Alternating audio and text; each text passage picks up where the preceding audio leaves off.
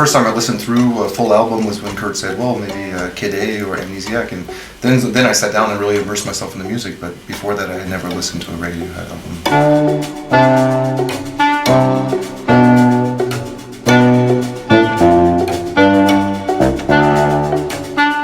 I'm a big fan of Radiohead, yes. It was like, I was a little bit afraid to approach this music.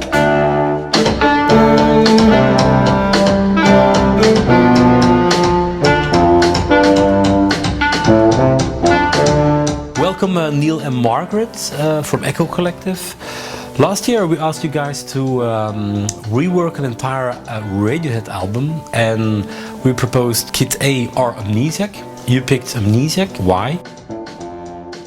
Well, I found in Amnesiac a structure that was much more classical in a way, that was built on layers and less of as a singer, guitar, drum setup, and with a lot more colors that we could really get involved in, and a lot more freedom as far as expression, and also maybe even a little more difficulty as far as finding our direction in it, so more of a challenge. How difficult is it to rework radio tracks in terms of like you have like a rock song and you have to make it classical?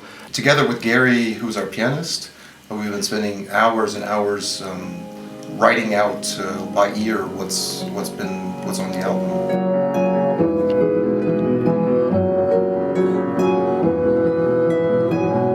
Had to kind of basically create a classical rock band in a way. Because we're an acoustic ensemble, it could come across as very thin sounding, but we wanted to still give this fullness of this rock atmosphere. I mean, I think that's something not to lose, or sometimes this jazz atmosphere that they're playing with, but this fullness that you get from an amplified experience.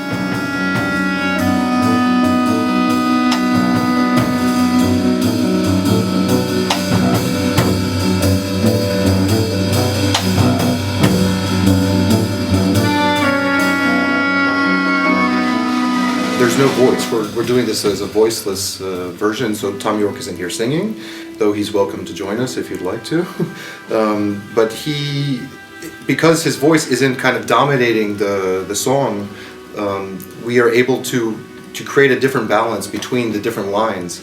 And as a result, some lines that before in the album aren't very present take on a much larger role, even sometimes a solo role compared to the voice. The thing also it's to find the good instrumentation to make it really well, the balance between the voice, between the rhythm, and not every time have the voice on the violin, for example, make also the voice in the clarinet or some other instruments.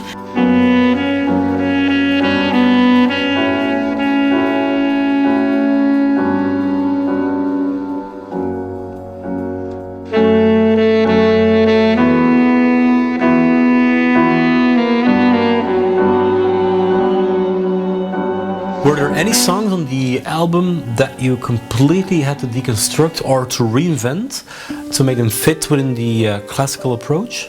For example, Hunting Bears, which is a guitar solo in the album, we've kind of turned into an operatic form in kind of, what would you call it?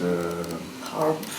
Well, it's harp. Meg is playing harp, but it's recitativo. In an opera, you have these kind of speaking moments where, while the singers are still singing, they're kind of singing, and that's called a recitativo. And so Meg, through the harp, is playing this recitativo form, and then we're transitioning into spinning plates.